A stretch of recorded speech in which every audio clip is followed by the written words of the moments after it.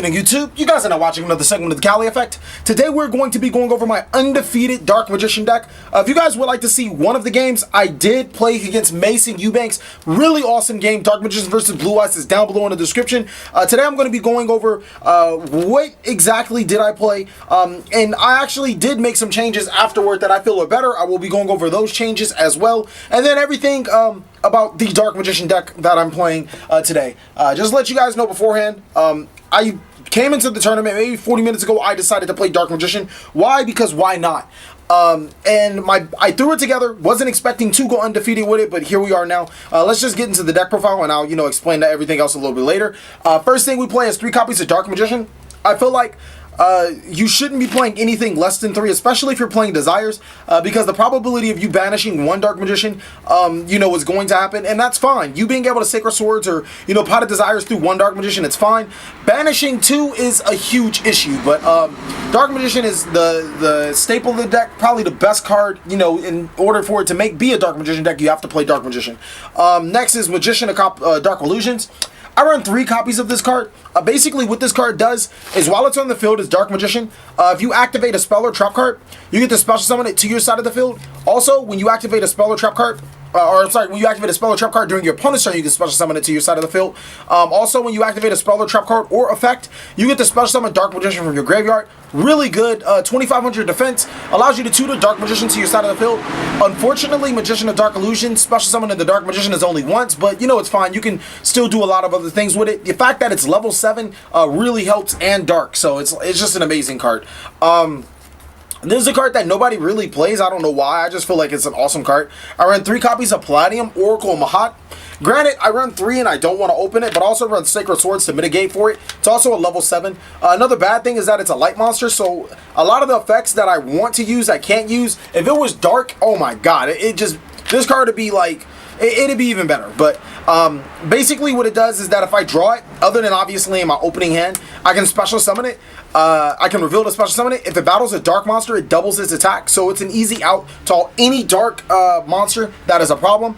Another thing is that if it's destroyed by battle or card effect, I get to special summon Dark Magician from my hand, deck, or graveyard. So practically, it's a level 7 Sacred Swords target that tutors Dark Magician to my side of the field whenever it's destroyed, so it puts a lot of pressure on the opponent.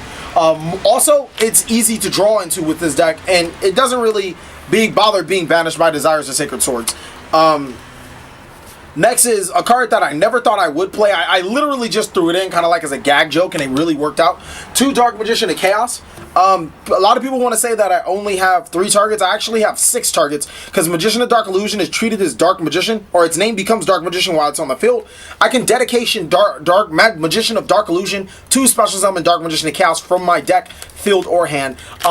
The battle effect is amazing. It actually came in hand a lot. Every time it destroys a monster by battle, it banishes it instead.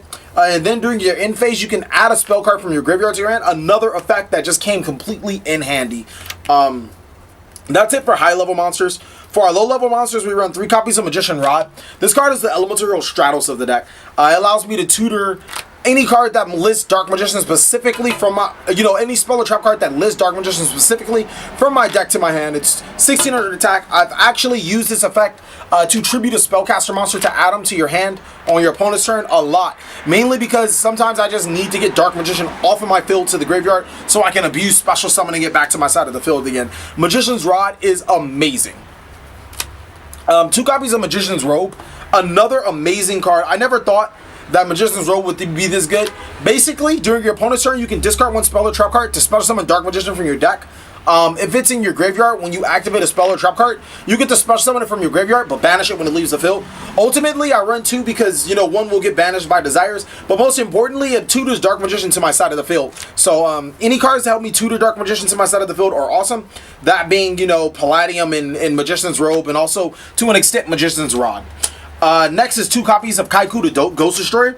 This card actually fits a lot of the requirements of this deck. It being a dark spellcaster allows me to special summon it through Magician's Navigation, and also allows me to special summon it through Ebon Illusion, Ebon High Magician. Its effects are also awesome. While it's on the field, my opponent can't banish cards from the graveyard.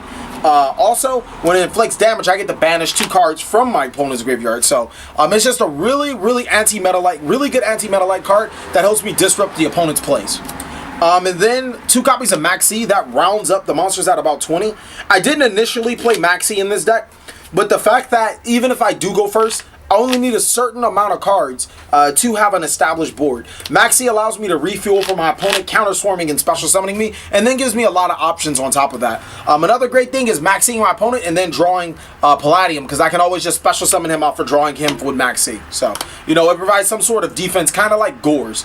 Like I said, for monsters, that's 20.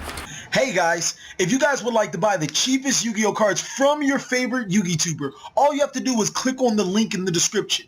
That will take you to Google Docs where everything is listed below. Thanks for watching. For spells, the only 3 of we play is Dark Magical Circle.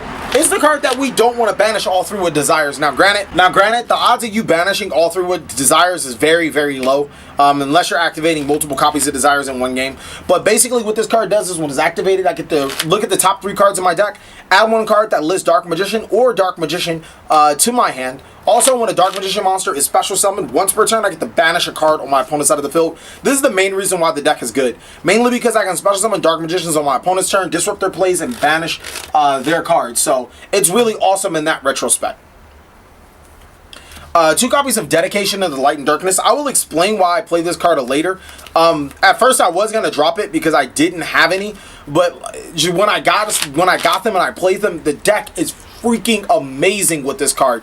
I wouldn't be trying to sell you on this card if it wasn't good, and I wouldn't be playing it if I didn't thought it was good. Just the fact that it can be searched by Magician's Rod, it tutors Dark Magician, but the biggest thing is that it's a quick play spell card. And you just abuse so many ways, or so many things with it just being a quick play spell card. That and it actually fuels an OTK. Next is Magician Illusion, or Illusion Magic, I apologize. This card is very, very good. At first glance, you think it's bad. You tribute a Spellcaster monster, add 2 copies of Dark Magician from your deck, or your deck, hand, or graveyard to your hand.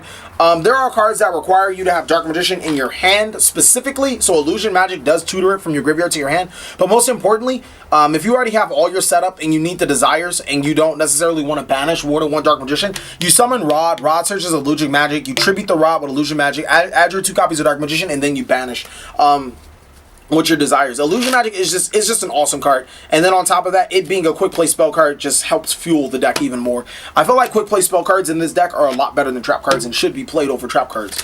2 copies of Magical Dimension. Another one of the awesome cards in this deck. It helps fuel the OTK. Most importantly, I treat it like a trap card, mainly because I can use it on my opponent's turn, like, you know, all the quick play spell cards.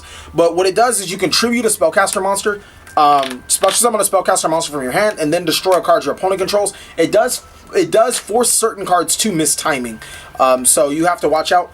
Previously, before DMOC got an errata, it did force DMOC to miss timing, but now since DMOC adds during the end phase, it does not. 2 copies of Pot of Desires.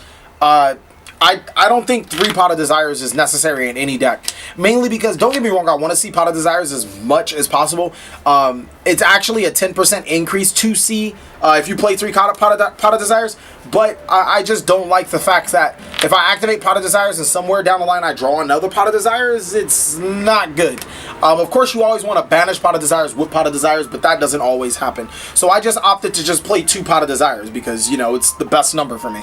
Another great card that I think is just awesome and deserves more play is Dark Magic Veil. I don't want to see too many copies of them. That's why I only run 2. And it's abusable by DMOC. That's the only reason why I feel like I need to run 2. But basically, is you pay 1,000 life points, you special summon 1 Dark Spellcaster type monster from your graveyard or your hand, and I mean, it just tutors Dark Magician to your side of the field. It allows you to get into more rank 7 plays if need be. So it's an awesome card. 2 copies of Sacred Swords of the 7 Stars. I play 9 targets. Out of those 9 targets, I think 1 of them I wouldn't want to banish twice. Also pair it with the fact that you can only use Sacred Swords of 7 Stars once per turn. I felt that 2 was really nice. It's a really good card and allows me to dig deeper into my deck. Dark Magic Attack. This is practically the Harpy's Feather Duster on steroids for this deck. The reason why I say it's on steroids is because it's searchable through, off the top of my head, at least 6 other cards, and that's being the Magician's Rod and the Eternal Soul. So, you know, it's really good. I only need 1 though, because once you wipe their board once, you just tend not to need it again. 1 copy of Book of Moon. This is a trap card in its own right, and a spell card because I can activate it on my turn to flip an opponent's monster face down. It also disrupts synchros and exceed plays, but overall I just think it's a really good card for me to flip an opponent's face down monster, then trigger any of my other card effects that I have going on, and then keep going from there. That's it for spells. Spells puts us at about 17. For traps we run 5. 3 copies of Eternal Soul. You only need to see 1 if your opponent doesn't destroy the other ones. So you don't really mind banishing 2 with Desires. And then the games are really quick when you do activate that card. Essentially what it does is it allows you to tutor Dark Magician from your graveyard or your hand to your side of the field. Also it allows you to add Dark Magic Attack from your deck to your hand and Thousand Knives. But Thousand Knives isn't that great of a card, unfortunately. And then 2 copies of Magician's Navigation. I would run 3, but I don't need 3. Magician's Navigation is the best trap card, probably... Nah, it's not, I wouldn't say of all time, but it's a really good trap card. You get to special summon a Dark Magician from your hand, then special summon 1 level 7 or lower Dark Spellcaster from your deck. If it's in your graveyard while you control a Dark Magician, you can banish it to negate a spell or trap card. So when your opponent activates cards like Twin Twisters, you can activate that card in your graveyard and stop you from destroying your Eternal Souls and some other stuff. So ultimately, it's just a really good card. It helps you get into your plays, and it also helps with an OTK if you ever need it be. So the combo I wanted to tell you guys about, I mean, it doesn't necessarily always, like, it isn't like a clear-cut OTK, but more often than not, you're going to swing for a crap ton of damage and then make some other plays. Let's hypothetically say I have Magician of Dark Illusion on the field, and then I have these 2 cards in my hand. What I'm going to do, and Dark Magician. What I'm going to do is I'm going to attack with the Magician of Dark Illusion, then I'm going to Magical Dimension it, tributing him to special summon Dark Magician. I can either then destroy a monster on my opponent's side of the field, so it's good for monster clearing as well, or I can not destroy anything and just attack with the Dark Magician. That's 2,500. Then I activate Dedication and tribute the Dark Magician to special summon a D-Mock. That right there should hit for game, provided that, you know, you've attacked for any type of damage. If all those fails, you just make Red Eyes Flare Metal Dragon and then go from there. There's, you know, your opponent will have very little life points to deal with. That's it for the main deck, sitting at about 42. For the extra, it's very upfront, very standard. There's not really much to talk about. 2 copies of Ebon, best card of the deck. It allows you to tutor Dark Magician for your deck to your side of the field. If you attack with the Dark Magician, you destroy a card on your field. So ultimately, if you do need a Dark Magician to have dedication in him, you just make him and do a whole bunch of crazy stuff. This card's actually awesome. Ebon, High Magician. This is actually a really good card just because, like, I don't have to necessarily play back row that'll be susceptible like Twin Twisters. What it does is during my opponent's turn, I can activate a spell or trap card from my hand to the side of the field by detaching 1 card from him instead of, you know, just setting it and activating it. Also, if it's destroyed by battle or card effect, I can special summon a Dark Spellcaster monster from my deck and then destroy 1 card my opponent controls. 2 copies of Big Eye. I actually ran through 2 copies of Big Eye twice. You only need 2 Big Eye to win. At least that's what it feels like. It's not necessarily having their monster. It's for them not to have a monster for you to swing for a ton of damage. 1 copy of Mecha Phantom Beast Dracosack. It's spot removal for the deck. I don't typically go into it, but when I make huge boards and I just need to clear some cards, I just make Dracosack, clear the card, and keep going. 1 Red Eyes Flare Metal Dragon. Card's awesome. I made it quite a bit just because, you know, your opponent gets down to a certain amount of life points, you make that card, and, you know, you're like, go ahead and play Yu-Gi-Oh! And they can't. Odd Eyes Vortex Dragon, or Odd Eyes Absolute Dragon, my apologies. What this card does is it's practically the Utopia. Anytime a monster declares attack, you can detach a material and negate it. And when it's sent to the graveyard, you actually get the special summon Odd Eyes Meteor Burst. So, you know, it's a pretty decent card. Gaia the Dragon Charger, I never made it, but it's good for piercing. Number 74 Master Blades, I never made it, but then again, it's a really good card. I actually made this before because I was, my opponent sided in Kaijus. He tributed one of my Exceed monsters. I think it was my Red Eyes Flare Metal.